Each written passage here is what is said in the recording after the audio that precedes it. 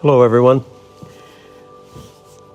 When we finished telling you about the incredible tour of the City of Heaven that I had, this literal virtual reality tour, where I was shown so much, the beautiful buildings, the compassion of God with the nursery, little did I know at that point that I was slowly but surely approaching the most magnificent part of this incredible journey. And as I suddenly was brought back down with the angel to the ground of heaven, I was looking around and trying to, in my amazement of what I had just seen, comprehend everything. When I realized that I had not seen the tall warrior angel in quite a while. And so I looked for him. And I turned, and I noticed for the first time a slight rise in the ground that went no more than probably 30, 40 feet away from me. Just a gentle slope. And as I looked, I saw the tall angel. And he was bent very low.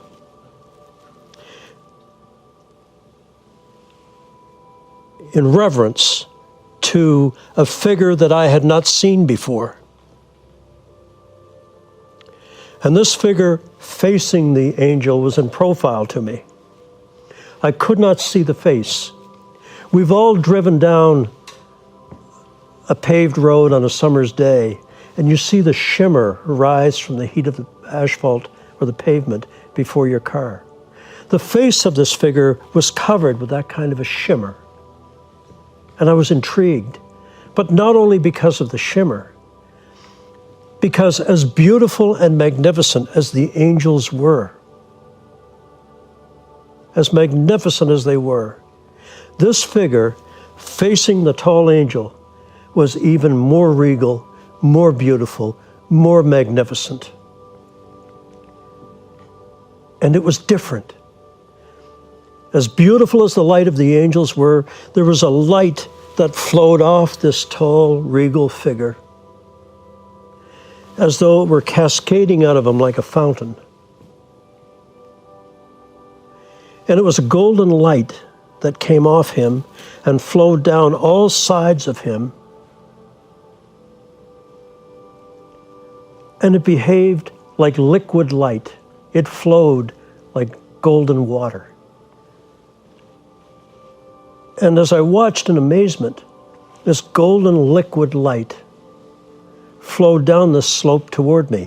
And I noticed that as it flowed down the slope, whenever it contacted the flowers and the grass that were already beautiful and in bloom, when that golden liquid light flowed over them, they bloomed even higher and more magnificently than ever before. I was so taken with this incredible being that I stumbled over to the path. And as I watched this incredible liquid light come flowing down toward me, I watched in fascination as it pooled around my feet. And as it did, my whole being was filled with the realization that this majestic, regal figure that I was looking at was none other than Jesus Christ, the Son of the living God. Someone who I had thought was just simply a Jewish legend. And here I am looking at him in all his magnificence. And the golden liquid love that flowed from him and pooled around me changed me forever. It truly did. And I was in awe of what I was seeing and feeling, and I dropped to my knees into that pool of golden liquid love. And suddenly 2 angels were beside me and lifted me up. And as I stared at the figure of Jesus, the shimmer vanished from his face.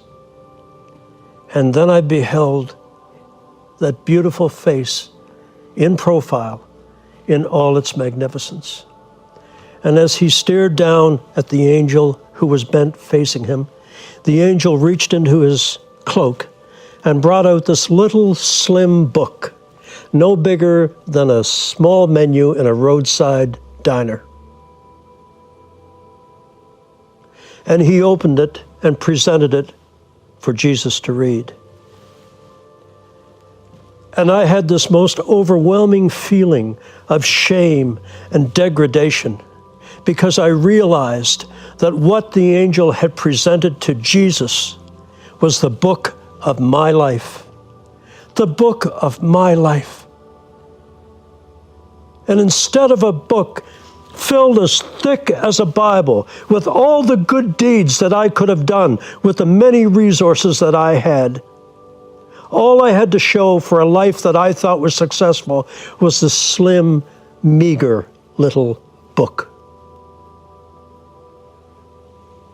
I was overwhelmed with sorrow and shame. This was all I had to show for the life that I had lived. And now I pray every day, and I do the best I can every day, so that if I am ever permitted to go back, this time, when the angel takes the book of my life for Jesus to read, Jesus will need 3 angels and a forklift to lift it up. That's how committed I am to living a life that honors Christ and God the Father. But at that moment, I was overwhelmed. And as the angel presented the book for Jesus to read, as Jesus read, it was as though all these images flipped off the pages and went through my mind. I saw myself as a child in my mother's arms. I saw myself playing in the snow with my brother. I saw myself in various stages of my life, becoming a young pilot, becoming older. And not only did I see some of the good things I did, but I saw the transgressions I had done. I saw the sins that I had committed. But the most amazing thing of all, because I was ruthless in business, I had to win at any cost. And I hurt people. And I had this feeling so intense that not only did I see the sins and the transgressions that I had committed, but I felt the pain that I had caused, that I had created for the people that I had hurt. Not only was the sin visible, the pain that I caused them became my pain. And I was overwhelmed with grief and sadness at the amount of hurt and pain that I had caused in my life. I had no idea. No idea. I felt their pain. It became my pain. And I was overwhelmed by the grief and the sadness I had created during my time on earth. I remember falling back down to my knees and weeping for the life that I had lived. It didn't take long for Jesus to read that slim little book. He straightened up. The angel folded the book, put it back in his robe, and vanished. And as I looked in breathless wonder, this magnificent figure of Jesus turned toward me. And suddenly I found myself face to face with Jesus Christ, the Son of God. Ladies and gentlemen, there are no words to describe what transpired between us in the full enormity of the minute. But as our eyes locked, I suddenly felt as though I was drawn into those incredible eyes of gray and green and blue And in those eyes, I saw eternity. I saw sorrow for the way that I had lived my life. I saw sorrow for the way mankind has rejected his Father's message. But I also saw something magnificent and wonderful. I saw incredible love for me. For me, one single speck in the cosmos of God's creation. The love was undeniable. It was unremitting. And it was such an incredible, intense personal moment. I had this strange feeling as our eyes locked on each other that he loved me so much that forever forward, whatever would happen to me, I was irrevocably changed and I was forever his. Because behind that love in his eyes, I saw forgiveness. Forgiveness for me. Jesus covered me with the blood of his forgiveness. And I felt sad and alive and elated all at once. I want you to pay attention to this, because all of you that honor God, that love him and try to live a life of goodness and kindness will look into those eyes one day and see what I saw. This incredible love for me, for us. And I had the strangest feeling that although my intellect told me that he had created billions, in that split second, I felt as though I was the only one he had ever created. My intellect knew better, but my spirit told me different. And there was this amazing connection between us. This majestic, regal face. His hair wasn't long as I would have expected. It curled over his collar. These amazing eyes, the most regal, noble features, very olive-skinned. A smile that's impossible to describe. A smile full of love and compassion and hope.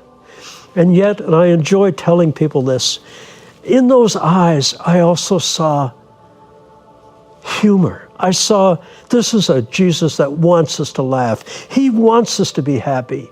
When you're there, you have fought the good fight. You have run the race, and now it is time for joy. I actually asked the angels before this, what is joy? And they described joy this way. They said, on earth, when someone tells you something truly humorous, in that split second as you are about to erupt in laughter, imagine that moment expanded timelessly in heaven. That is joy. And so as I'm staring at the eyes of Jesus, this was what I felt. The joy of endless love, of endless forgiveness, of total acceptance. I didn't have to pretend to be anyone else. I was his. My spirit had come home to him, and he was welcoming it. Through my tears, I was overwhelmed by the depth of the feeling that I had. And I suppose the remains of the feeling that I had denied him all my life. And yet here I was before him, a place where all of you, if you honor him, will be.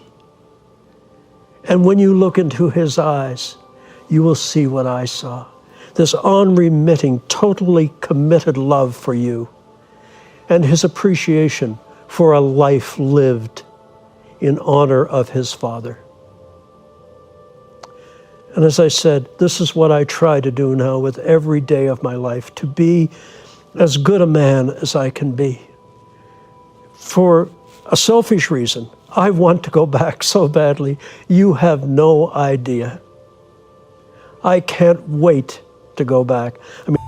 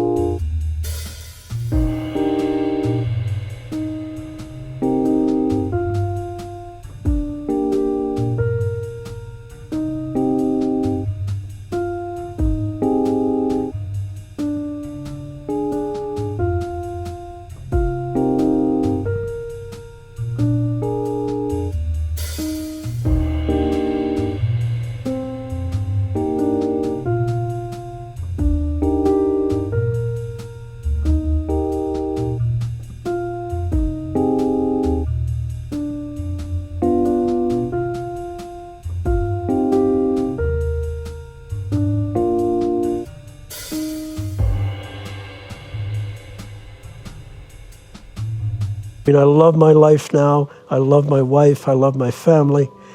But look, you cannot experience heaven and not yearn for it.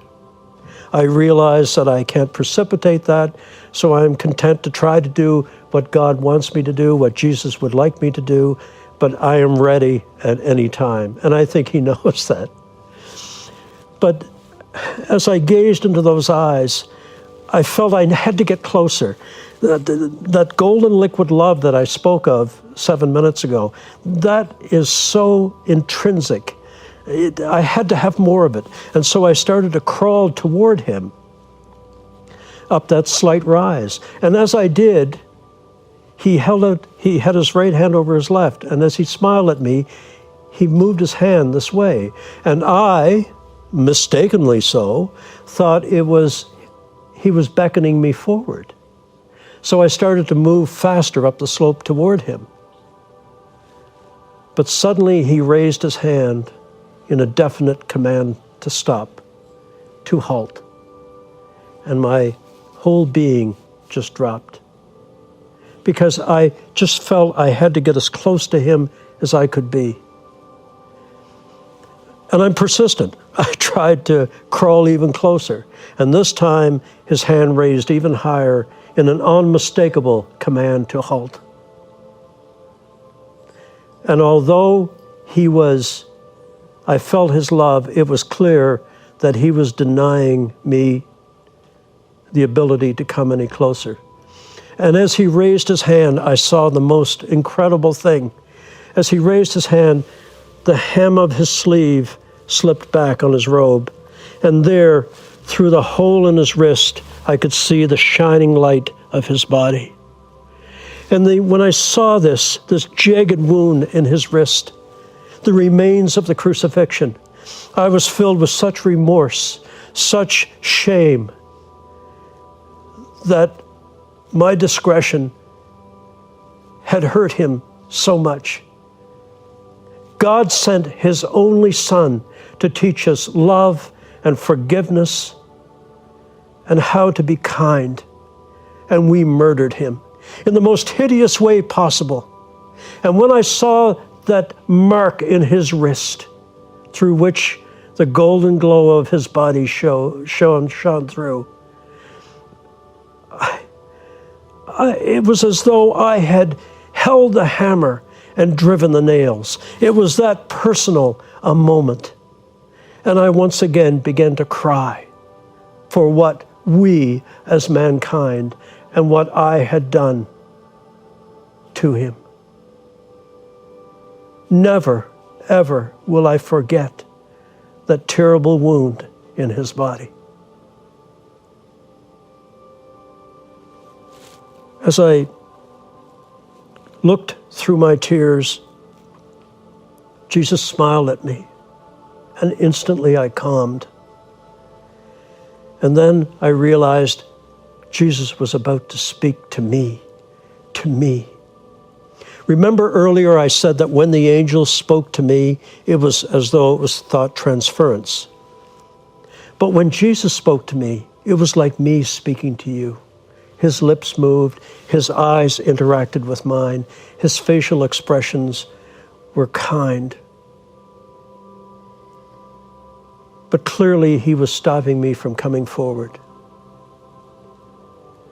And then as I waited with boundless excitement, fear, trepidation, bordering on ecstasy to hear his voice, this is what Jesus said to me, and what he wants me to tell you. These are the words of the living Christ.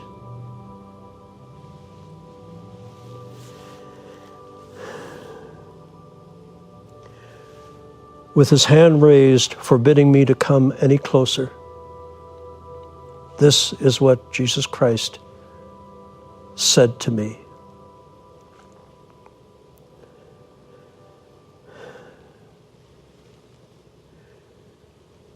James, my son,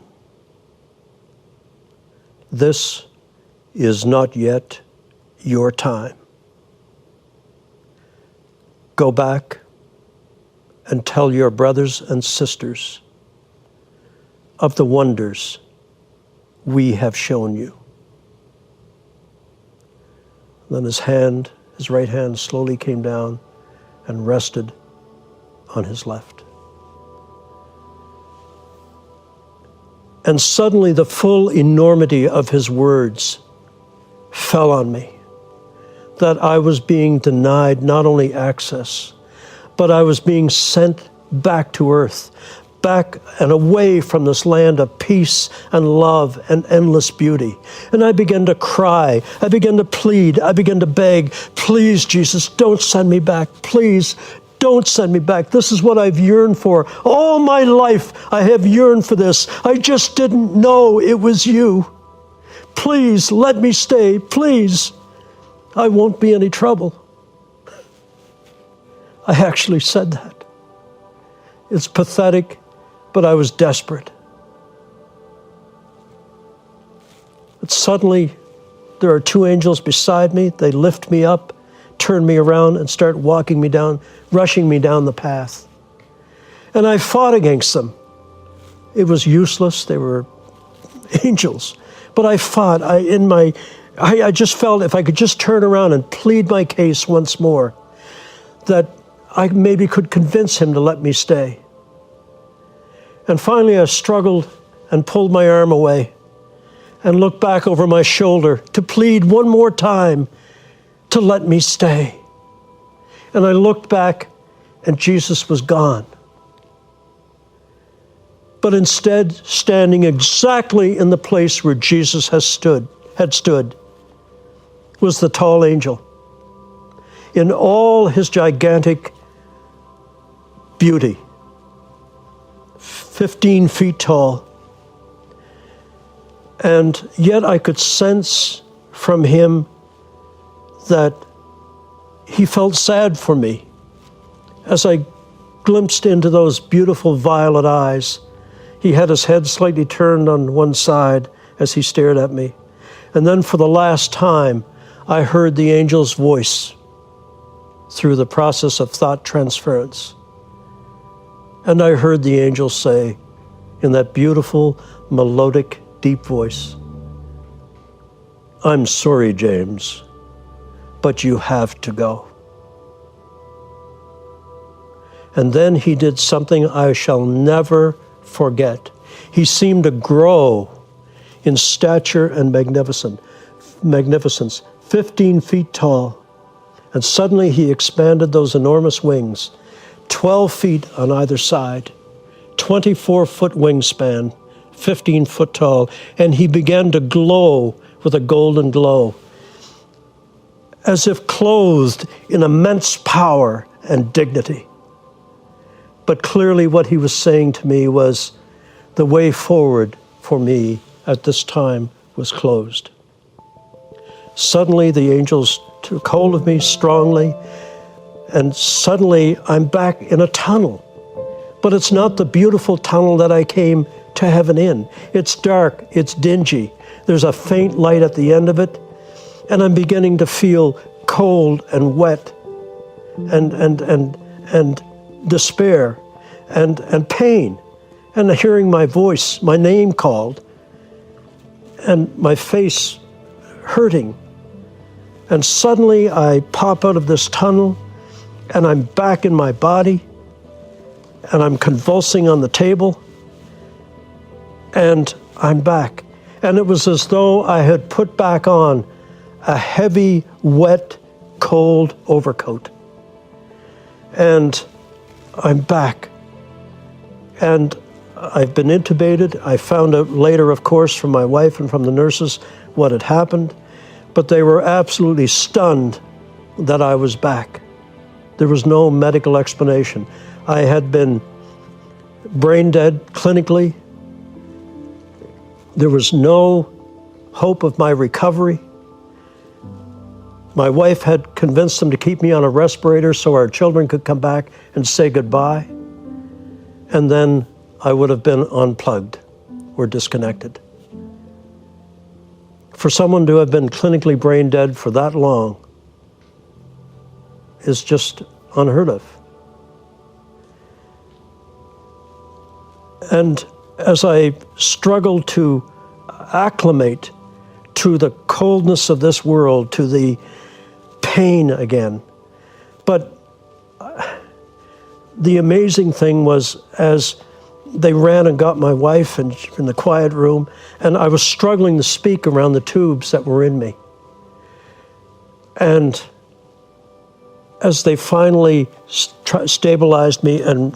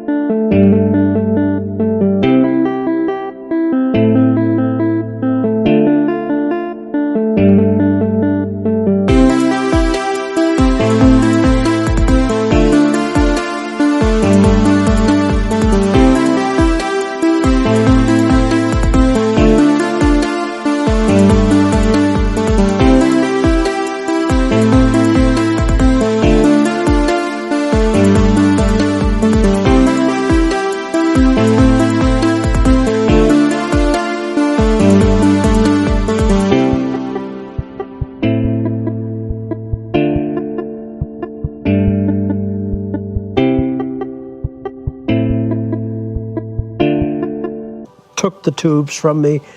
My voice box, my voice was very gravelly. And suddenly Lorraine had her arms around me.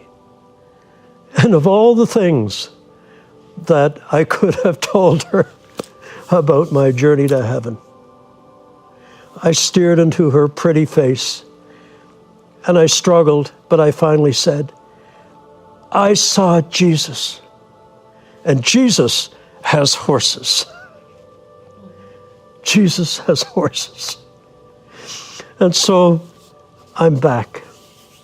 And in a short while, I'll tell you, as Paul Harvey would say, the rest of the story. But I am so grateful to God for the experience, for the beauty of being immersed in His love.